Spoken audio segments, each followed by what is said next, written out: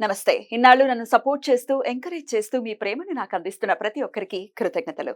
అలాగే ఈ వీడియో కూడా ఖచ్చితంగా మీకు ఉపయోగపడుతుంది. లైక్, షేర్ అండ్ సబ్స్క్రైబ్ చేసి మీ సపోర్ట్‌ని నాకు అందించండి. అలాగే ఈ వీడియో పట్ల మీకున్న అభిప్రాయాన్ని కామెంట్ సెక్షన్‌లో కామెంట్ చేసి తెలియజేయండి.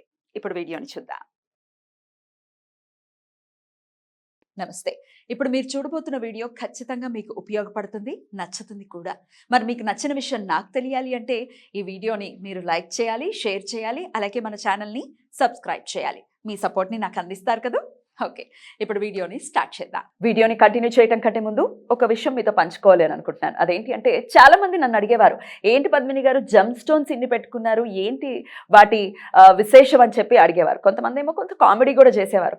ఇంకా 2-3 వేళ్ళు మాత్రమే మిగిలిన్నాయి, వాటికి కూడా పెట్టుకోకపోయేవారా అని నేను నవ్వి ఊరుకునేదాన్ని. ఎందుకంటే జెమ్ స్టోన్స్తో ఆషామాషి విషయం కాదు, చాలా చాలా మ్యాజిక్ చేస్తూ ఉంటాయి. అది నమ్మి గనక మనం ధరిస్తే అవి చేసేటటువంటి అద్భుతాలు అన్నీ ఇన్ని కావు. అందుకే వీటిని జాతి రత్నాలు అని అన్నారు. వీటి గురించి నేను కాదు, సరైన పర్సన్ చాలా విపులంగా మీకు ఇన్ఫర్మేషన్ ఇవ్వడానికి జెమ్ స్టోన్స్ కి సంబంధించి మరికొద్ది రోజుల్లో మన ఛానల్ కి రాబోతున్నారు. ఆయనే ప్రముఖ న్యూమరాలజిస్ట్ అండ్ జమాలజిస్ట్ 6 JVR అధినేత లక్ష్మీ గణపతిరావు జమలాపురం గారు మరికొద్ది రోజుల్లో మన ముందుకు రాబోతున్నారు. చాలా వాల్యుబుల్ ఇన్ఫర్మేషన్ మనకు అందించడానికి. మరి ఆ వీడియోస్ కోసం వెయిట్ చేయండి, అస్సలు మిస్ అవ్వకండి. నమస్తే, వెల్కమ్ టు అవర్ ఛానల్. నేను పద్మిని. ప్రస్తుతం మనతో పాటు ప్రముఖ ఆధ్యాత్మికవేత్త, వేదిక్ ఆస్ట్రాలజర్ సాయి శర్మ దత్తానంద గారు మనతో పాటు ఉన్నారు. మాట్లాడతాం. నమస్కారం అండి. అమ్మా నమస్తే అమ్మా. హోరల గురించి చెప్తూ ఉన్నారండి చాలా వివరంగా. ఇక గురు హోర, గురువు అని అడుగుతూ ఉంటేనే ఒక తెలియని ఆనందం ఉంటుంది. గురువు మరి మన జీవితాల్ని సన్మార్గంలో నడిపించేటటువంటి గ్రహం, అందులో ఎటువంటి సందేహం లేదు. మీరు కూడా దత్తాత్రేయ ఉపాసనలో ఉన్నారా? అంతా శ్రీమా. అద్భుతం. అయితే గురుహోర ఎప్పుడెప్పుడు ఉంటుంది, గురుహోరలో చేయాల్సిన పనులు, చేయకూడని పనులు ఏంటండి? శ్రీమాత్రే నమః, శ్రీ గురుభ్యో నమః, శ్రీ దత్తాయ నమః.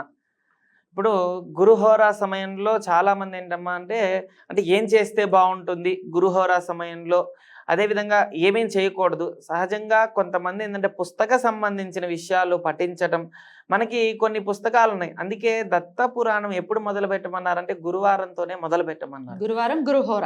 అవును, గురుహోరా సమయంలో దత్త పురాణం మొదలు పెడితే అద్భుతంగా పనిచేస్తుంది. ఇంకోటి ఏంటంటే దత్తాత్రేయ స్వామి మనల్ని ఖచ్చితంగా వచ్చి పరీక్షిస్తాడండి. దత్తాత్రేయ స్వామి అవునా? ఎలాంటి పరీక్ష అంటే ఎవరో ఒక రూపంలో వస్తారండి. అది బాలుడి రూపంలోనో, లేదంటే ఒక భిక్షాట చేసే వాళ్ళు అంటే అడుక్కునే వాళ్ళ రూపంలోనో, ఎవరో ఒక రూపంలో మన దగ్గరకు వచ్చి మనకి ఏదైతే బాగా ఇంపార్టెంట్ అయిన వస్తువు ఉంటుందో అదే అడుగుతారు ఖచ్చితంగా.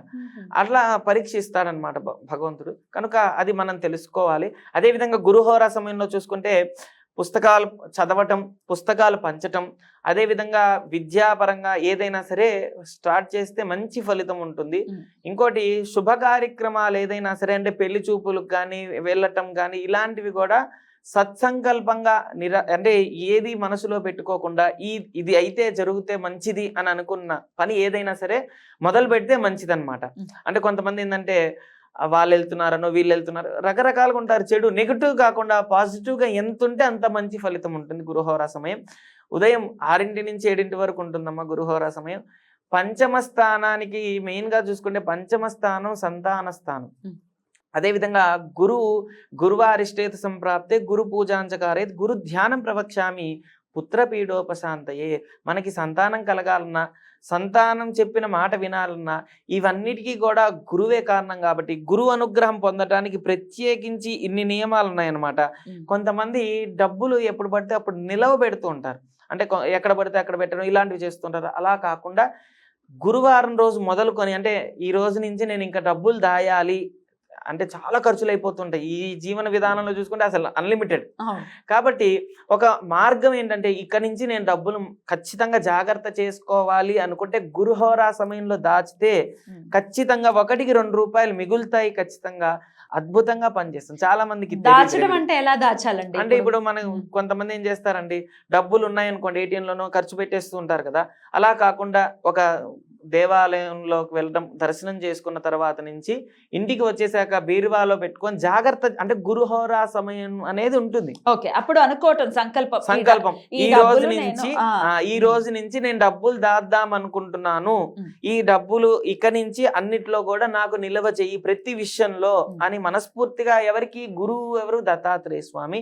గురువుని అంటే సాయిబాబా అంటే ఎవరి గురువు వాళ్ళగా, కాబట్టి గురువుని ఒకరిని ఆశ్రయించి ఆ దత్తానుగ్రహం పొందటానికి ఈ స్మరణం చేసి, లేదంటే ఫొటోస్ ఉన్నాయనుకోండి, దత్తాత్రేయ స్వామి ఫోటో దగ్గర ఒక 10 రూపాయలైనా సరే పెట్టి ఇంట్లో బీరువాలో దాచుకుంటే కనుక ధనపరంగా మంచి ఫలితం ఉంటుందన్నమాట.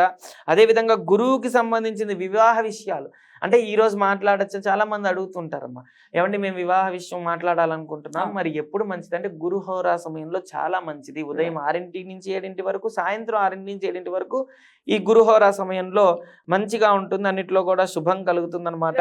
అండి, ఆడవాళ్ళకి భద్రస్థానం గురువు నుంచే చూస్తూ ఉంటారు, గురువు ఎలా ఉన్నారు అనే దాన్ని బట్టి కూడా చెప్తూ ఉంటారు. కాబట్టి ఇటు ఆడవాళ్ళ సైడ్ నుంచి చూసుకుని గురు హోరలో పెళ్లి చూపులు చూడటం కానీ, లేకపోతే ఆ మాటలు మాట్లాడటం కానీ కూడా చేయొచ్చా? చాలా మంచిదమ్మా, అలా చేయడం కూడా మంచిదే. ఎందుకంటే జాతకంలో గురుబలం ఉండాలి. అయితే ఇప్పుడు ఇవన్నీ ఎవరు మాట్లాడకుండా గురుబలం ఉన్న వాళ్ళు చేస్తే బాగుంటుంది. గురుబలం లేని వాళ్ళు ఏం చేయాలి అంటే, ఎందుకంటే గురుబలం ఉన్న వాళ్ళు దాచారు, రూపాయి మిగులుతుంది. గురుబలం లేని వాళ్ళు కూడా అది కూడా చేయలేరు కదా. ఎందుకంటే పాపగ్రహాల్లో మనకు కొన్ని గ్రహాలు ఉన్నాయి, పుణ్యగ్రహాలు అంటే శుభగ్రహాలు, మనకి శుభాన్ని ఇచ్చే గ్రహాలు 2 ఉంటాయి. దానిలో ప్రత్యేకించి గురుగ్రహం, దైవత సంబంధించినంతా కూడా మంచి జరుగుతుంది కాబట్టి, దైవగురువు కాబట్టి మంచి జరుగుతుంది. ఎంత సంబంధించింది గురు కవచం, అంటే గురు కవచం కానీ, గురు సంబంధించి దత్తాత్రేయ స్వామి శ్లోకం కానీ, దత్తాత్రేయ స్వామి పురాణం కానీ, దత్త చరిత్ర కానీ, ఇలాంటివి చదువుకోవడం వల్ల గురుబలం పెరుగుతుంది. ఎంత దానం చేస్తే, అంటే మనకు 10 రూపాయలు వస్తే 10 రూపాయలు దానం చేయమని శాస్త్రమే చెప్పట్లేదు. 10 రూపాయలు వస్తే నీ దగ్గర 2 రూపాయలు దానం చేయి జనాలకి అని చెప్పి శాస్త్రం చెప్తుంది కనుక దశాంశ. కాబట్టి దానం చేయడం వల్ల కూడా గురు సంతుష్టుడవుతాడు. మనకి గురువు ఎప్పుడైతే సంతుష్టుడవుతారో భార్యాభర్తల మధ్య సుఖం కలుగుతుంది, సంతోషం కలుగుతుంది. కాబట్టి గురు కవచం చదువుకోవడం వల్ల దంపతుల మధ్య సఖ్యత పెరగడానికి, జాతకంలో కొన్ని రాశులు ఉన్నాయనుకోండి అమ్మా, గురు ప్రభావమైన రాశి, శుక్ర ప్రభావమైన రాశి. ఎగ్జాంపుల్ చెప్పాలంటే వృషభ రాశి శుక్రుడు అధిపతి, ధనస్సు రాశికి అధిపతి గురువు. వీళ్ళిద్దరు మార్గం ఏంటిది?